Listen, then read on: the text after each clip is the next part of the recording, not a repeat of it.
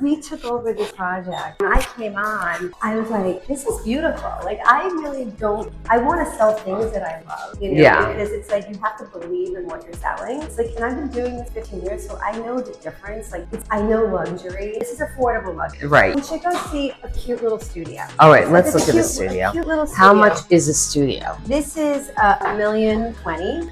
$1 million? $1,020,000. Yeah. Let's look at the studio. Yeah. I have one. Let's go. We're gonna go to the model on 7, and then I have a little baby studio. Okay. That's also $1 million, but it's 420 square feet. But you're getting the view, so that's like a hotel room. This is you're gonna sacrifice the view on this one, but I have another one too. I keep getting. Okay, which one? We're gonna see the studio first. Let's go look at the studio. And then we're gonna see 22E. No. This is phenomenal. No. Which is a really, like, honestly, like, it's such a good price for this. So 1.5 if you go down 10 floors? You go down, yeah, because everything's based on height. And now sometimes, you know, some people do love to be higher, but I always look at things from investment points. And so if you're on the 20th floor, if you want to spend less money, you're still not going to be sacrificing this view because you're clearing the buildings in front of us. Okay. There's different characters to different. No, there are. This one's beautiful as well. But when you buy real estate, it's like a feeling, right? So people feel things, and that's what draws you to real estate. Yeah, so I felt that. I felt that. When I'm with my buyers and I'm walking outside with them, I'm always like, just you look at the apartment. I'm gonna watch how you feel. Because you can tell how someone actually feels. I loved something. the one you just showed me. Okay, 1.7, yeah. Yeah. This one is 1,595 on 20, and then 1,745 on the same floor. Okay. So basically the same price, similar price to what we just saw. So 1.7. So the one I love is 1.7. Yeah. Okay. Yeah. So you just, you know, somewhat. Listen, like I'm not going to stop working until I get one. So are you putting me back in the one I like? Oh my God. Because I want you. Because I want. See, she knows. I feel this one. Yeah, and this is what I would do. Yeah, and this is a Danny. This is a Danny moment. You have to. Yeah, you have to sit, and you just have to. Say, this is where so amazing. Okay, I'm obsessed with this one. I almost want to like sell Park City like right now. It's because you also feel very tranquil, right? You're looking at the water. You see the building. It's the water for me. Yeah. And I see bridges and planes and the city lights and the open space and the 9.5-foot ceilings and 1 bedroom. I mean, who needs more, right? This is perfect. This is absolutely ridiculous. You guys, this is a Danny apartment for sure. Like she said, it is such a long living room that it feels a lot larger than the square footage you're getting. So let's talk about the stuff we never want to talk about, which is HOAs. So the HOA, in New York City, you have real estate taxes, and then you have common charges. So when you're looking at those numbers, you're looking at, this apartment is $1,245 a month.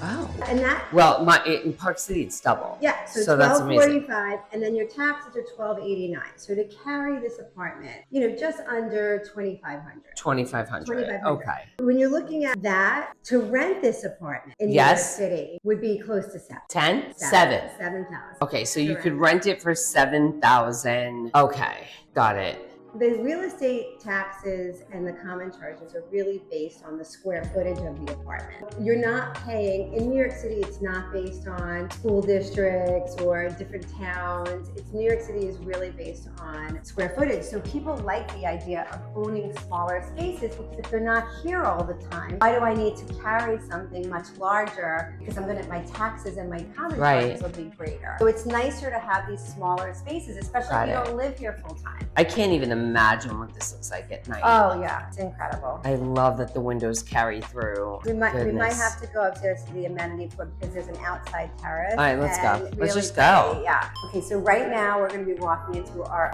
observatory bar. So it's really important when you have smaller apartments, have a space where you can come and you sit, you can bring your friends up, you can check sunset, you maybe have a western facing apartment. So this is a beautiful space, be able to bring your friends and relax. So this is the public terrace and cabana.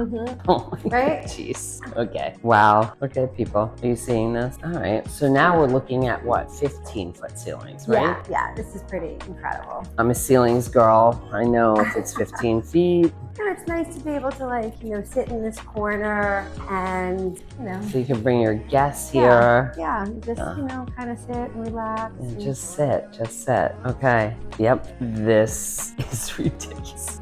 And just, because I always like to point out the expensive real estate in comparison to where we are. So Rose Hill was the other building I sold. It's right there. Right. Like the one bedroom that we just saw was 174. The one bedroom just a few blocks away, maybe with $3 million.